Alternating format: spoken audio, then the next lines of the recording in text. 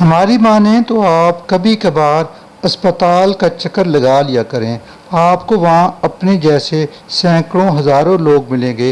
یہ لوگ بھی چند دن چند گھنٹے پہلے تک آپ کی طرح دوڑتے بھاگتے لپکتے اور شور مچاتے انسان تھے۔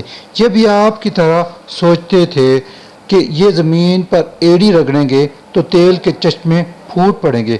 ان کا بھی خیال تھا یہ پاؤں مار کر زمین دہلا دیں گے، اور ان کو یہ بھی گمان تھا کہ دنیا کا کوئی وائرس، کوئی جراثیم اور کوئی دھات انہیں نقصان نہیں پہنچا سکتی۔ لیکن پھر ایک دن زندگی ان کے لیے عذاب بن گئی۔ ان کے پاؤں، ان کے ہاتھ، ان کی آنکھیں، ان کے کان، ان کا جگر، ان کا دل، ان کا دماغ اور ان کے گردے ان کے ساتھ بے وفائی کر گئے، اور یہ اپنے ٹھنڈے گرم محلوں سے نکل کر اسپتال کے بدبودار کوریڈورز کے مسافر بن گئے۔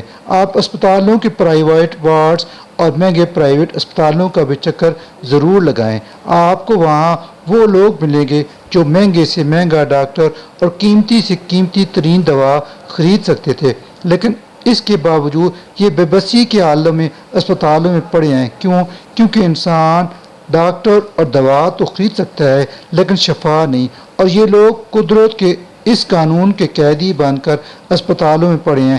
آپ مریضوں کو دیکھیں، پھر اپنے آپ کو دیکھیں، اللہ کا شکر ادا کریں اور صحت کی اس مہلت کو مثبت طریقے سے استعمال کریں۔